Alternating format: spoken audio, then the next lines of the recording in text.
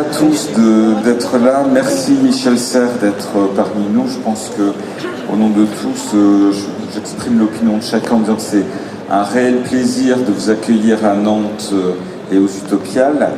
Alors je souhaiterais, puisque vous êtes un écrivain nomade avec une pensée libre et en même temps très structurée qui va directement à son but, évoquer à travers différents ouvrages ce qui a pu amener à plein de choses, mais à celui-ci, à Petite Poucette, mais justement pour montrer que ce n'est pas un travail de circonstance, mais que c'est une pensée que vous avez largement anticipée depuis très longtemps.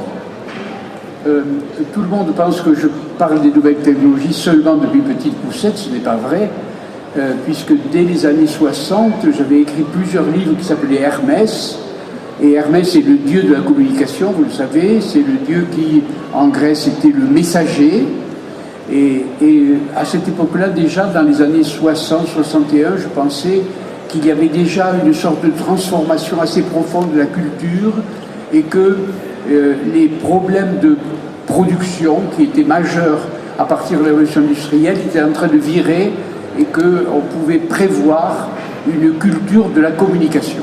Et la question de la communication a commencé à m'intéresser et j'ai beaucoup travaillé là-dessus. Et en particulier, j'avais écrit des livres sur les obstacles à la communication, par exemple le parasite. Le parasite, c'est le bruit dans les canaux de communication, où j'ai parlé des anges aussi, nous en parlerons peut-être, parce que angelos en grec ça veut dire le messager, et par conséquent, depuis 30 ans ou 40 ans, je m'occupais de ça, et Petite Poucette n'est peut-être que la petite fille ou l'arrière-petite fille d'Hermès, voilà, tout simplement. Mais avant, puisqu'on est aux Utopiales et à Nantes, je voudrais revenir sur l'ouvrage qui est issu de vos conversations avec Jean-Paul Decaux sur Jules Verne. Et vous disiez une chose très jolie sur Jules Verne, qui est que ce n'est pas tant la science qui est décrite chez Jules Verne que la structure même des livres de Jules Verne qui est scientifique. Alors, j'aime bien parler de Jules Verne, puisque Jules Verne est un héros de votre ville, un des héros de votre ville. Et en effet, j'ai écrit 2 ou 3 livres sur Jules Verne, parce que je m'intéressais beaucoup aux relations qui pouvaient exister entre la littérature et la science. Et évidemment, Jules Verne est un écrivain qui était considéré comme scientifique, mais ce n'est pas un auteur de science-fiction, puisqu'aujourd'hui on parle beaucoup de science-fiction ici. Non, ce n'est pas un auteur de science-fiction pour une bonne raison, c'est que la science dont parle Jules Verne est toujours en retard au moins d'une génération par rapport au moment où il écrit. Donc il parle de la science plutôt de 1820-1850 plutôt que de la science de 1870-80 où il est en train de vivre. Vous voyez, donc il y a un décalage assez fort. Donc il est en avance 2 ou 3 fois sur des questions techniques, mais pas sur le sous-marin. Le sous-marin est connu depuis très longtemps. Peut-être dans certains romans où il anticipe un peu la télévision. Voilà, dans le château des Carpates. Voilà. Il faut dire ça. Deuxièmement, il y a chez Jules Verne des utopies. Et des utopies au sens des utopiales. Et c'est très intéressant de dire ça parce que le mot utopie a 2 origines très intéressantes. Une qui est littéraire et l'autre qui est littérale. Alors, l'origine littéraire, c'est tout simplement, tout le monde le sait, c'est la fameuse Utopia de Thomas More, n'est-ce pas? Et là, cette origine, c'est Utopia est une île. Et donc, chez Jules Verne, il y a des îles, et en particulier l'île mystérieuse. Et l'île mystérieuse est une reconstitution de l'histoire, non pas de l'humanité, mais de l'histoire de la technique et des conduites humaines face à la nature. Donc là, il y a une utopie. Mais il y a d'autres utopies chez Jules Verne qui sont très intéressantes.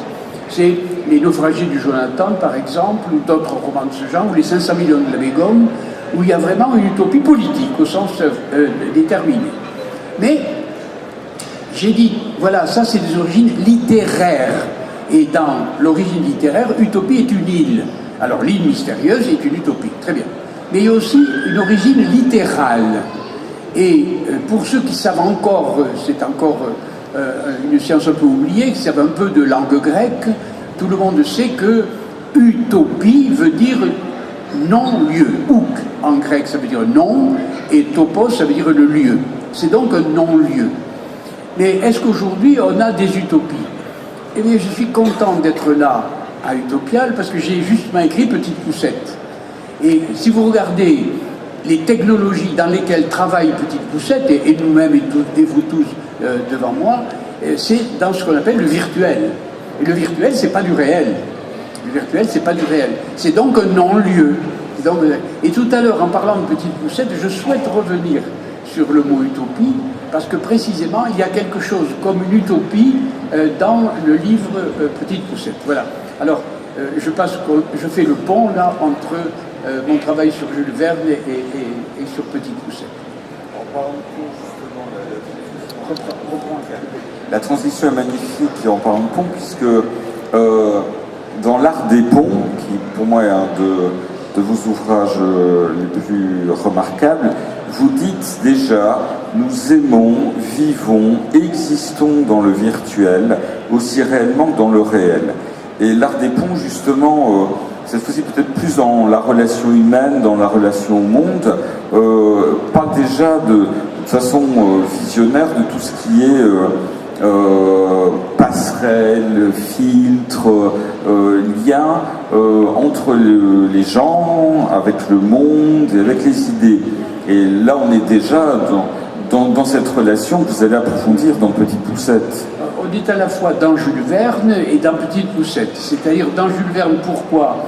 Parce que dans Jules Verne, justement, fait le lien entre le récit et la science. Alors il y a des récits qui concernent l'océanographie, 20 milieux sous les mers, ou des récits qui concernent la géodésie, par exemple, la mesure du désert ou la mesure du méridien. Bref, il y a des récits concernant la science. Voilà un pont qui est fait entre la littérature et la science. Eh bien, toute la question, c'est de se demander est-ce que la philosophie, précisément, n'est pas un art des liaisons de ce genre? C'est-à-dire faire la liaison entre la science et le droit, par exemple, c'est un vrai problème, parce qu'aujourd'hui, nous avons des problèmes à la fois scientifiques, techniques, et des problèmes d'environnement. Et par conséquent, le lien là, ça sera entre la science et le droit, et c'est pour ça que j'ai écrit un livre qui s'appelle Le contrat naturel, qui est un livre de philosophie du droit, où on part de la science, de la technique, et on se pose des questions concernant le droit à l'environnement, par exemple. Vous voyez. Donc, je me demandais longuement, dans l'art des ponts précisément, si le travail du philosophe n'était pas presque toujours une sorte de tissage entre deux disciplines ou deux régions disparates. Il y a du disparate dans la nature et la liaison, c'est précisément le travail de la philosophie. C'est pour ça que j'ai écrit, en effet, l'art des ponts, mais je crois qu'à peu près tous mes livres, j'ai donné l'exemple du Jules Verne, puis l'exemple du contrat naturel, mais je pourrais en prendre d'autres, précisément essaient de résoudre la question, y a-t-il une relation entre deux régions disparates? D'ailleurs, tous ceux qui sont devant moi et qui savent ce que c'est que les mathématiques, ils savent très bien que la géométrie algébrique, que c'est toujours essayer de faire une relation entre les nombres, par exemple, et l'espace. Ils sont parfaitement disparates, mais tout le travail mathématique consiste à jeter cette passerelle extraordinaire et raffinée entre la considération de l'espace et la considération des nombres, ou la considération de l'algèbre, de l'ensemble des solutions d'une équation algébrique avec l'espace, avec la géométrie.